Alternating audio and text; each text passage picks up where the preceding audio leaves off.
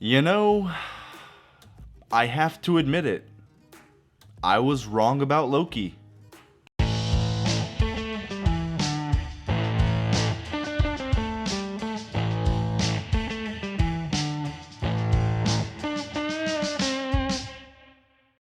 Yeah, that's right. I was the #1 Loki hater before the show came out. I was not excited for it at all. Roll the tape. I think this is a bad idea. I think that Loki should have stayed dead in Infinity War. I don't like that they've turned him into this time-hopping, Owen Wilson-buddied action hero. How good is it really gonna be? I don't like this cool, action-packed Loki who's going on these adventures, going to help the time people, being a hero. I hate the whole concept of this show. I'm gonna watch it, but I don't even want to give it a chance because I'm tired of Loki. He's been done better. There's no way you can do him better than they already have done. Nope, I am completely out of the show. Yeah, I absolutely hated the idea of them doing a show about Loki after his story had already ended, and I had such low expectations for it. So maybe that's why I enjoyed it so much. That's right. I liked Loki, okay? I liked it. I can't believe I'm even saying these words. I feel so dirty right now. But even though I liked it, it's by no means perfect. So let's talk about what I loved about the show, and then get into what I didn't like about the show. I didn't think it was possible, but I actually cared about this Loki more than the one from Ragnarok and Infinity War. Hiddleston killed it in this role as usual. And the emotional moments of him seeing his future really hit me. He sees his mom die, his dad die, him becoming friends with Thor again, the destruction of Asgard, and his own death. And the face acting of Tom Hiddleston was just wonderful. I actually believed he was changing on the inside, and it made me care about Loki again. I cared when he was in battle. I cared when he was in danger.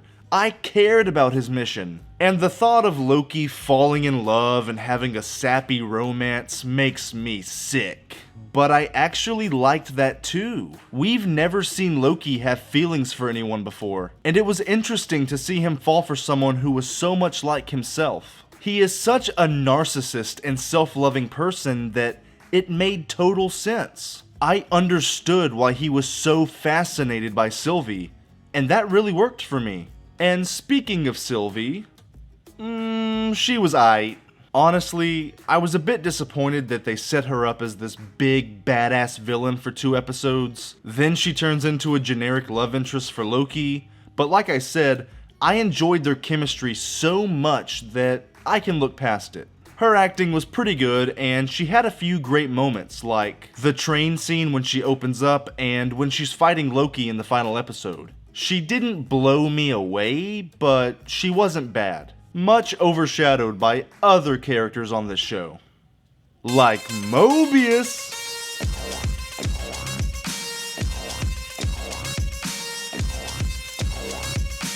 Man, I loved Mobius. Owen Wilson is such an underrated actor, and he's really good in this show. His chemistry with Loki is so good, and I love the way that they banter back and forth with each other. He knows exactly what buttons to push, and he knows how to insult Loki in just the right way. He actually makes Hiddleston's performance better, and every time it cut away from him, I just wanted the story to get back to Mobius. The moment that Loki hugged him and said, "Thank you, my friend," I was welling up because I actually cared. Damn it! This show made me actually care about Loki and Owen Wilson hugging. I never thought that would happen. I will say though, Mobius was a bit underwhelming in the final 2 episodes, and I expected a little more from him, but his character journey isn't finished yet, so I guess I can accept that. I really wanted them to pay off the story of him loving jet skis and having another life, but they don't. I think there's a lot of room for some good storytelling there, and hopefully they go into it more in season 2. I really liked the music in the show. It was very synthy and weird at times, and it added to the sci-fi tone the show was going for. And that sci-fi tone was really fun as well. Time travel, different dimensions, variant Lokis, different planets. It was also goofy and insane, but it was admittedly fun to watch. I was excited to see where we were gonna go each week, and it made you feel like the possibilities were truly endless.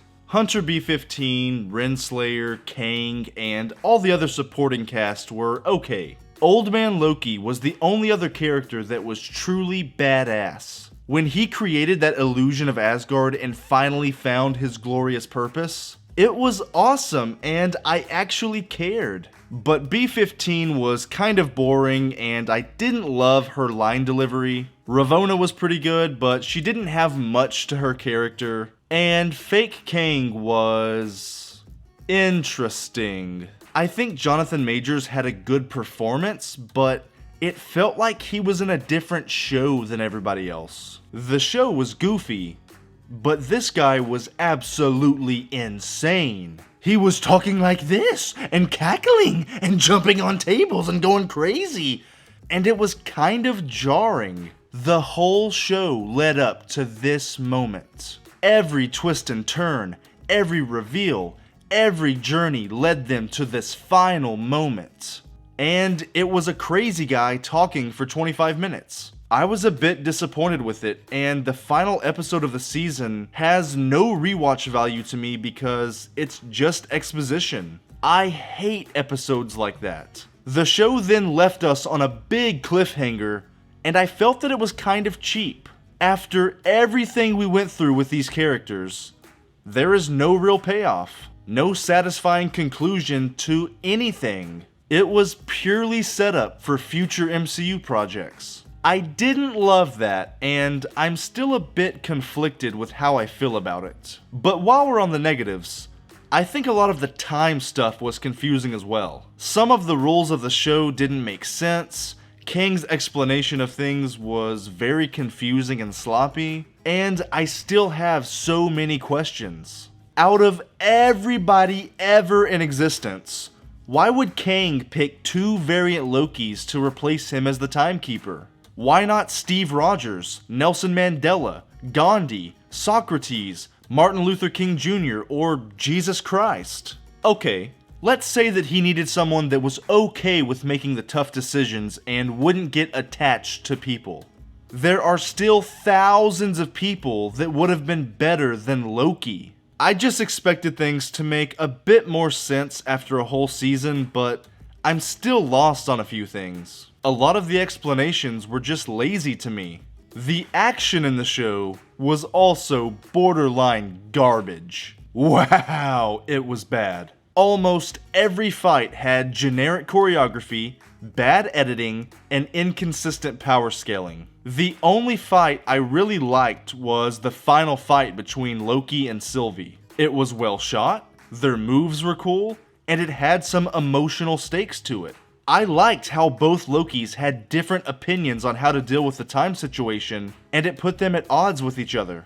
It wasn't what I was expecting, and you actually got some sincerity from Loki. When he said he didn't want the throne, I believed him. I can't believe I like Loki again.